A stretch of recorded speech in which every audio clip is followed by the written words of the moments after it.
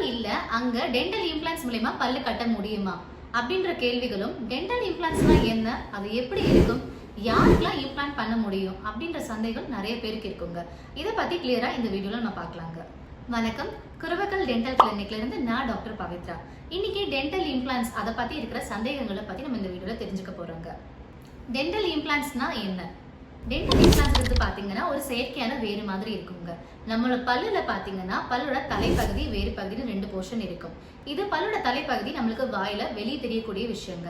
இதுவே எலும்புக்குள்ளதான் அந்த பல்லோட வேறு புதஞ்சு இருக்கும். பல் இல்ல அப்படின்னா பல்ல ரீப்ளேஸ்மெண்ட் பண்றதுக்கு டென்டல் இம்ப்ளான்ட் மூலமா பிக்ஸ்டா பல்லு கட்டலாம். இந்த டென்டல் இம்ப்ளான்ட்ங்கிறது பார்க்க ஒரு ஸ்க்ரூ மாதிரி இருக்கும். அது ஒரு செயற்கையான வேறு மாதிரி இருக்கும். அதை வந்து எலும்புக்குள்ள பொருத்தி அதுக்கு மேல நம்ம பல்ல பிக்ஸ் பண்ணி கொடுப்போங்க. இந்த டென்டல் இம்ப்ளான்ட்ஸ் எதனால ஆனது அப்படின்னு கேட்டீங்க அப்படின்னா டைட்டானியம்னால மேட் ஆனதுங்க.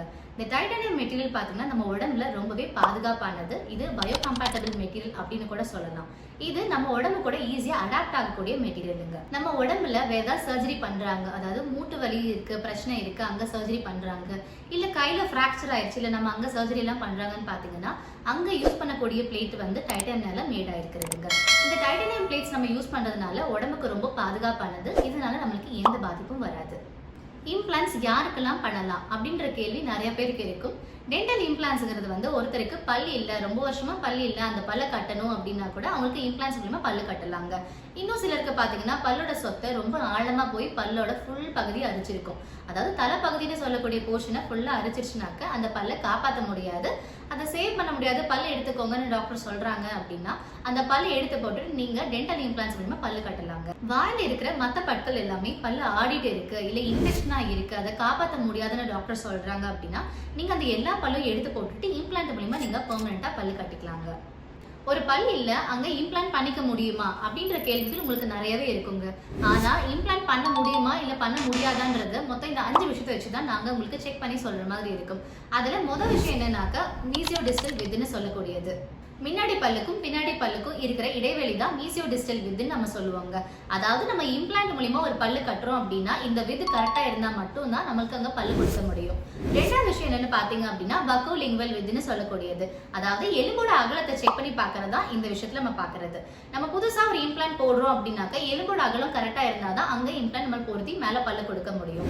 மூணாவது விஷயம் என்னன்னு பாத்தீங்க அப்படின்னா இன்டர் அக்ளூசல் ஸ்பேஸ்ன்னு சொல்லக்கூடியது. நீங்க நார்மலா பல்லு கடிக்கும் போது மேல் பல்லும் கீழ் பல்லுக்கு இடையில ஒரு கேப் இருந்தாதான் நம்மளுக்கு இம்ப்ளான்ட் பொருத்தி மேல பல்லு கொடுக்க முடியும். இதுவே நீங்களுக்கு பல் இல்லாதனால மேல் பல்லு கீழே இறங்க ஆரம்பிச்சிருச்சு அப்படின்னா அதை நம்ம சூப்பரா எரப்ஷன் அப்படின்னு நம்ம சொல்லுவோம். அப்படி பல்லு இறங்கிடுச்சு அப்படின்னா அங்க போதுமான அளவுக்கு கேப் இருக்காது, அங்க நம்ம இம்ப்ளான்ட் மூலமா பல்லும் கட்டி கொடுக்க முடியாதுங்க. நாலாவது விஷயம் என்னன்னு பாத்தீங்கன்னா பல் இல்லாத இடத்துக்கு பின்னாடி பல்லோட தலைப்பகுதியோ இல்ல வேறோ சரிஞ்சிருக்கான்னு செக் பண்ணி பார்க்கணும். அப்படி சரிஞ்சு இருந்துச்சு அப்படின்னா நம்ம அங்க இம்ப்ளான்ட் பண்ணி பல்லு கொடுக்க முடியாது. அஞ்சாவது விஷயம் என்னன்னு பாத்தீங்க அப்படின்னா ஒரு ஃபுல் மவுத் எக்ஸ்ரே பாக்குற மாதிரி இருக்குங்க. அந்த எக்ஸ்ரேல உங்க பல்லோட எலும்பு எப்படி இருக்குன்னு பார்த்த பிறகுதான் உங்களுக்கு இம்ப்ளான்ட் பண்ணலாமா இல்ல பண்ண முடியாதுன்னு பார்த்து நாங்க டிசைட் பண்ற மாதிரி இருக்குங்க. இவ்வளவுதான் டென்டல் இம்ப்ளான்ட்ஸ் பத்தி இருக்க தகவல்கள்.